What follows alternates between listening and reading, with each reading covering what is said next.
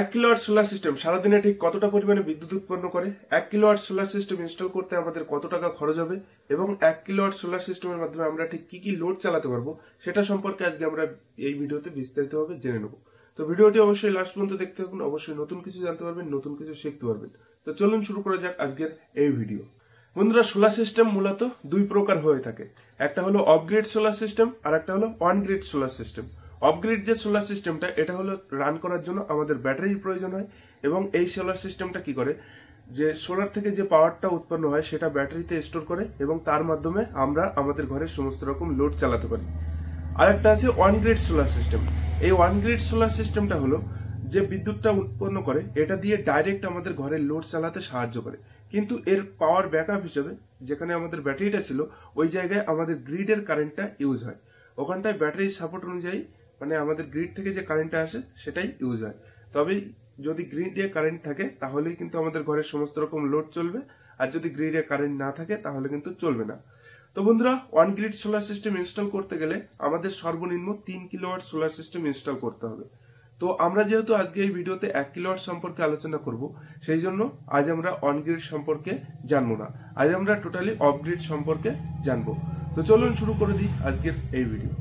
তো এবার আসি 1 কিলোওয়াট সোলার সিস্টেম সারাদিনে কত ইউনিট বিদ্যুৎ উৎপাদন করে। তো 1 কিলোওয়াট সোলার সিস্টেম সারাদিনে 4 থেকে 5 ইউনিট বিদ্যুৎ উৎপাদন করতে সক্ষম।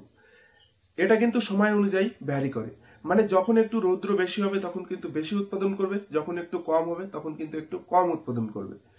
তো এইভাবে যদি সারা বছরের গড় হিসেবে আমরা ধরি তাহলে 4 থেকে 5 ইউনিট বিদ্যুৎ উৎপাদন করতে সক্ষম সারাদিনে 1 কিলোওয়াট সোলার সিস্টেম। এবার আসি 1 কিলোওয়াট সোলার সিস্টেমের মাধ্যমে আমরা সারাদিনে কি কি লোড চালাতে পারবো। তো বন্ধুরা, 1 কিলোওয়াট সোলার সিস্টেমের মাধ্যমে আমরা কিন্তু 10 থেকে 12টা এলইডি লাইট জ্বালাতে পারবো, একটা টিভি চালাতে পারবো এবং আমাদের ঘরে 3-4টে পাখা চালাতে পারবো।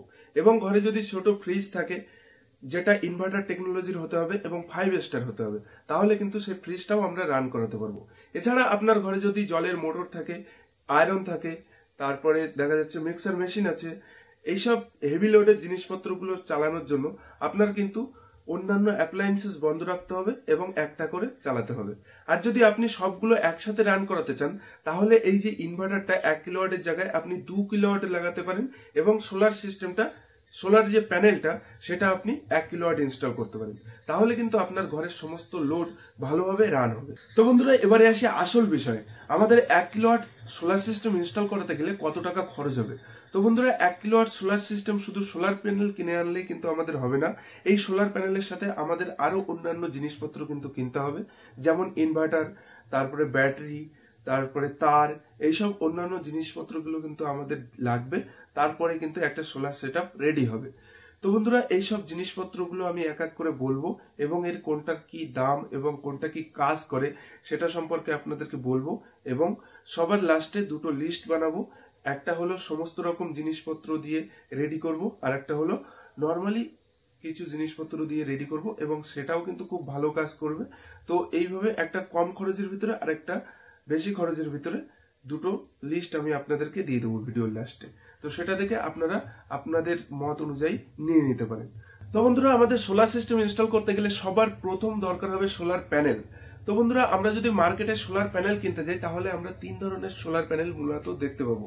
একটা হলো পলিক্রিস্টালাইন, একটা হলো মোনো পার্ক, আর একটা হলো টপকন। পলিক্রিস্টালাইন যে সোলার প্যানেলটা, এটা আমরা বাদের খাতায় রাখবো, কেননা এই যে সোলার প্যানেলটা এটা কিন্তু অতিরিক্ত পুরানো টেকনোলজি হয়ে গেছে আর এটা খুব একটা বেশি এফিসিয়েন্সি উৎপাদন করতে পারে না, মানে যে বিদ্যুৎ উৎপাদন ক্ষমতা এটার কিন্তু অনেকটা কম। তো আমরা মোনো পার্ক এবং টপকন সম্পর্কে আলোচনা করব। তো বন্ধুরা, এই যে আমাদের মোনো প্যানেল, এই যে মোনো পার্ক, এই মোনো পার্ক যদি আমরা মার্কেটে কিনতে যাই তাহলে আমাদের 1 কিলোওয়াটের কস্ট এসে দাঁড়াবে 22 থেকে 24,000 টাকা। আর যদি আমরা টপকন প্যানেল কিনতে যাই তাহলে আমাদের খরচ এসে দাঁড়াবে 25 থেকে 26,000 টাকা মতো। তো বন্ধুরা, আমি কিন্তু এই জন্যই আপনাদের বলেছি যে আমি কিন্তু দুই পাশে লিস্ট তৈরি করব এবং তাতে 2 ধরনের কস্ট মানে প্রাইস দেওয়া থাকবে, একটা হলো ভালো আর একটা হলো নর্মাল। তো বন্ধুরা, এই যে টপকন আর এই মোনো পার্ক এটা কিন্তু দুই পাশে থাকবে। তো বন্ধুরা, আমাদের সোলার প্যানেল হয়ে গেছে, এবার আমরা নেব ইনভার্টার। তো ইনভার্টার কিন্তু মার্কেটে 2 প্রকার পাওয়া যায়, একটা হলো এমপিপিটি চার্জ কন্ট্রোলারওয়ালা ইনভার্টার আর একটা হলো পিডব্লিউএম চার্জ কন্ট্রোলারওয়ালা ইনভার্টার। এই যে পিডব্লিউএম আর এমপিপিটির ফারাক কি? এই যে পিডব্লিউএম এটা কিন্তু এমপিপিটির তুলনায় 30% কম এফিসিয়েন্সি উৎপাদন করে। মানে এই যে এমপিপিটি চার্জ কন্ট্রোলার ওয়ালা যে ইনভার্টারটা, এটা কিন্তু আমাদের পিডব্লিউএম চার্জ কন্ট্রোলারের তুলনায় 30% বেশি এফিসিয়েন্সি উৎপাদন করে এবং এফিসিয়েন্সি লস কম হয় এই এমপিপিটি চার্জ কন্ট্রোলার ওয়ালা ইনভার্টারে। তো আমরা কি করব, এই এমপিপিটি চার্জ কন্ট্রোলার ওয়ালা ইনভার্টারটা নেওয়ার চেষ্টা করব। তো আমরা যদি মার্কেটে একটা পিডব্লিউএম চার্জ কন্ট্রোলার ওয়ালা ইনভার্টার নিতে যাই, তাহলে আমাদের কস্ট এসে দাঁড়াবে 7 থেকে 8,000 টাকা।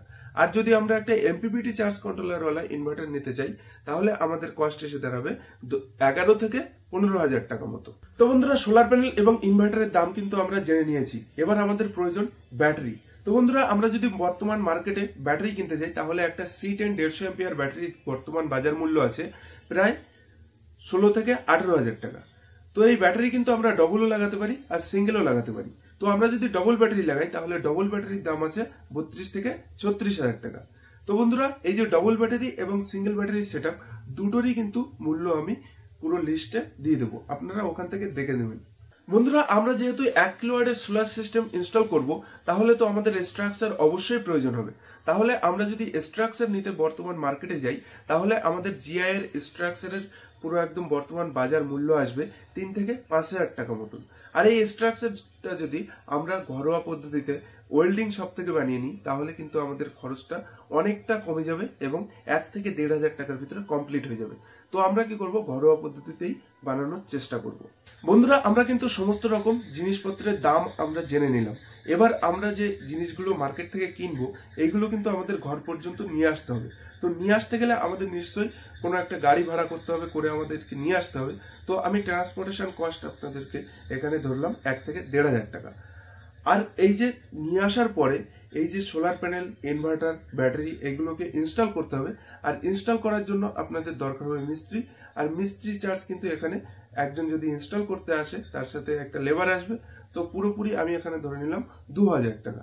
তো এখানে আপনারা যদি নিজেরা ভিডিও দেখে করে নেন, তাহলে কিন্তু খুব ভালো হয়।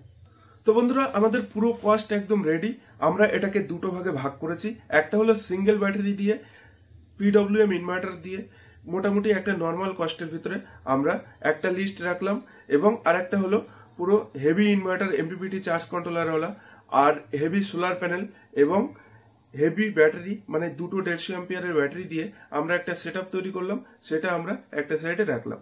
তো বন্ধুরা, আপনারা আপনাদের মত অনুযায়ী সোলার সিস্টেম ইনস্টল করাতে পারেন। এবং এই ভিডিও দেখে যদি আপনারা উপকৃত হন একটু, তাহলে এই চ্যানেলটিকে সাবস্ক্রাইব করবেন এবং লাইক করে আমাদের পাশে থাকবেন। ধন্যবাদ সবাইকে। আজ এই ভিডিওটা আমরা এখানেই শেষ করছি। দেখা হচ্ছে পরবর্তী কোনো ইন্টারেস্টিং ভিডিওতে। ততক্ষণ ভালো থাকুন, সুস্থ থাকুন। জয় হিন্দ, বন্দে মাতরম।